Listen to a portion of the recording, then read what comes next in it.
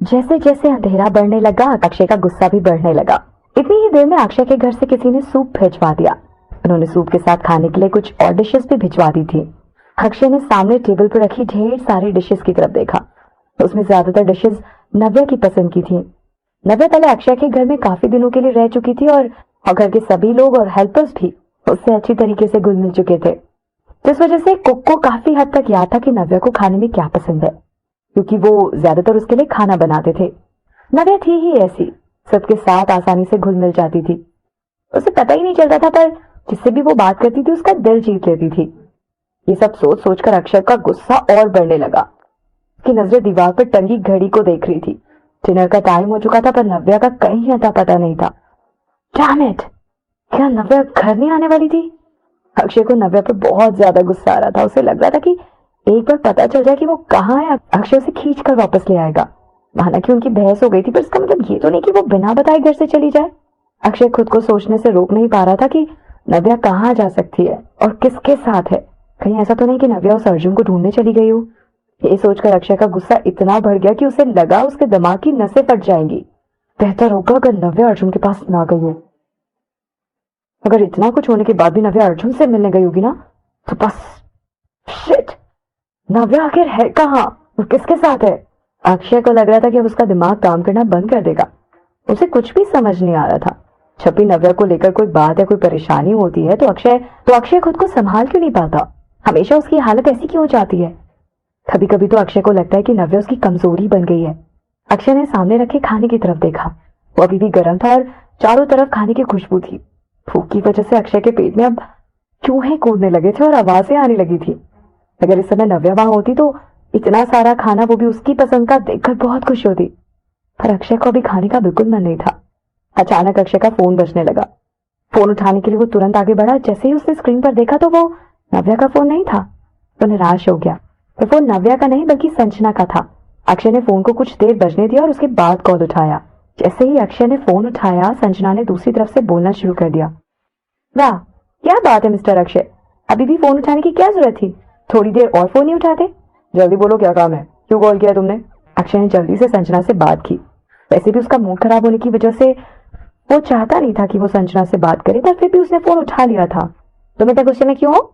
मैंने सोचा शायद तुम नव्या के लिए परेशान हो रहे होगे, इसलिए मैं तुम्हें कॉल कर दूं। अगर तुम जानना नहीं चाहते तो कोई बात नहीं, मैं तुम्हें डिस्टर्ब नहीं करूंगी। बाय। संजना ने जानबूझकर ऐसा कहा, पर वो रखा नहीं, बल्कि अक्षय के जवाब का इंतजार किया।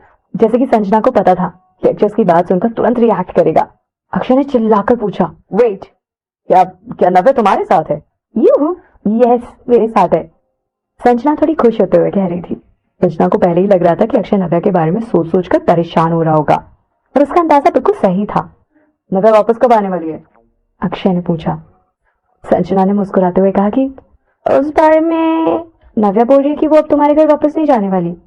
अब से वो मेरे घर पर रहेगी, तुम चिंता मत करो, और मैं उसका अच्छे से ध्यान रखूंगी।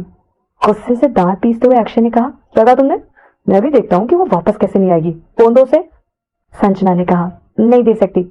तुमने अभी उसे कॉल किया था ना? तुम्हारा कॉल कट करने के बाद उसने तुम्हारा नंबर ब्लॉक कर दिया है। मैं उसे बिना बताए छुप कर तुम्हें कॉल कर रही हूँ। नव्या को पता नहीं कि मैंने तुम्हें कॉल किया है। एक बात बताओ, तुम दोनों का झगड़ा खत्म हुआ है या नहीं अभी तक? फिर से किस बात पर लड़ रहे हो तुम दोनों? हाँ, तुमने ऐसा क्या कर दिया जो नव्या इतनी गुस्सा हो गई है? क्या कहा तुमने? नव्या ने मुझे ब्लॉक कर दिया है? अक्षय ने संजना से पूछा। संजना को फोन पर भी समझ आ रहा था कि अक्षय कितना गुस्सा है। संजना ने कहा कि हाँ, इसलिए मैंने तुम्हें कॉल किया है, ये जानने के लिए कि आखिर ऐसा क्या हुआ जिसकी वजह से नव्या इतनी गुस्सा हो गई है। अक्षय के मन में कुछ चल रहा था, तो उसने संजना को कोई जवाब नहीं दिया। अक्षय खुद नहीं समझ पा रहा था कि आखिर ऑफिस में उसने जो भी कुछ किया वो क्यों किया। ऐसा लग रहा था जैसे उस समय अक्षय पर खुद का कंट्रोल ही नहीं है, वो खुद पर काबू नहीं रख पा रहा है। फिर उसने ये नहीं सोचा था कि बात इतनी बिगड़ जाएगी। अक्षय बस नव्या को किस करना चाहता था, अगर कर लिया तो उसमें इतनी बड़ी बात क्या हो गई? इतनी सी बात पर इतना गुस्सा होने की क्या जरूरत है? अक्षय को बिल्कुल समझ नहीं आ रहा था कि आखिर नव्या के दिमाग में चल क्या रहा है। अक्षय संजना से पूछना चाहता था कि लड़कियां क्या सोचती हैं, एक किस करने में क्या बुराई है। वैसे भी कितनी लड़कियां थी जो चाहती थी कि अक्षय ने किस करे, फिर भी अक्षय ने ये ख्याल छोड़ दिया और कुछ नहीं पूछा। जब अक्षय ने कुछ नहीं कहा तो संजना के पास और कोई रास्ता नहीं था और वो खुद ही बोल पड़ी, देखो, नव्या का गुस्सा बस कुछ थोड़ी देर का है, तो जल्दी शांत हो जाएगी। आज उसे यही सोने दो, वैसे भी बहुत टाइम से हम दोनों ने स्लीप ओवर नहीं किया है और बहुत सारी बातें भी करनी है हमें, पर फिर भी तुम जल्दी से नव्या को मनाने आ जाना, ओके? और इसका कोई आइडिया सोच लो। संजना को नहीं लगा था कि अक्षय इस बात पर गुस्सा हो जाएगा। अक्षय ने गुस्सा होते हुए कहा कि मैं क्यों मनाऊं उसे? पर वो भूल गई है कि पहले उसने मुझसे झूठ बोला था। मैंने अभी तक उस बात के लिए नव्या को माफ नहीं किया है, और फिर भी वो मुझसे अगर गुस्सा है तो मुझे कोई फर्क नहीं पड़ता, वो वापस आए या फिर ना आए। ये सोचकर कि नव्या ने उसे ब्लॉक कर दिया, अक्षय का गुस्सा बढ़ गया था। और नव्या अक्षय से इसलिए गुस्सा थी क्योंकि अक्षय ने उसे किस करने की कोशिश की थी। तो वो अक्षय से इतनी नफरत करती थी, और अगर अक्षय ने सच में किस किया भी तो इसमें गलत क्या था? दोनों की एंगेजमेंट हो चुकी थी, नव्या अक्षय की वाइफ थी, तो अक्षय का नव्या को किस करना स्वाभाविक था। अक्षय के किस करने पर नव्या का मना करना, नफरत करना, ये सब सोच सोचकर अक्षय की बेचैनी और गुस्सा बढ़ता जा रहा था।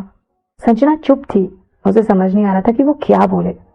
शायद दो प्यार करने वालों के बीच का झगड़ा था। इस समय दोनों के मन में बस गुस्सा था और दोनों में से कोई भी झुकने को तैयार नहीं था। संजना ने मन ही मन सोचा कि मैं शर्त लगा सकती हूँ कि पहले अक्षय ही बात करेगा। ठीक है, तो अब मेरे पास बोलने के लिए कुछ नहीं है, तुम्हें जैसा ठीक लगे तुम ऐसा करो, बाय। संजना ने इतना कहकर फोन रख दिया। अक्षय ने गुस्से से अपना फोन कॉफी टेबल पर रख दिया और उसका चेहरा गुस्से से लाल था। उसने टेबल पर रखे खाने की तरफ देखा और उठकर उसके पास गया। ठीक है, अगर तुम वापस नहीं आ रही तो फाइन, ये सारा खाना मैं ही खा लेता हूँ। अक्षय डाइनिंग टेबल पर बैठ गया और उसने चिली चिकन का एक पीस उठाया। ये नव्या का फेवरेट था। उसने 2 चम्मच फ्राइड राइस खाई और तभी अचानक उसे कुछ याद आया और वो रुक गया।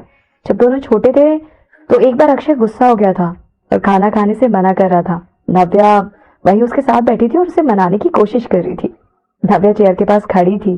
उसने अपने हाथ से चिकन का पीस उठाया और चिकन की खुशबू लेते हुए ये दिखाने लगी कि चिकन बहुत अच्छा बना है। वो इतनी प्यारी प्यारी आवाजें निकाल रही थी और उससे पूछी थी कि क्या तुम्हें थोड़ा सा खाना है, ये बहुत टेस्टी है। अब ये सब याद करके अक्षय और बेचैन हो गया।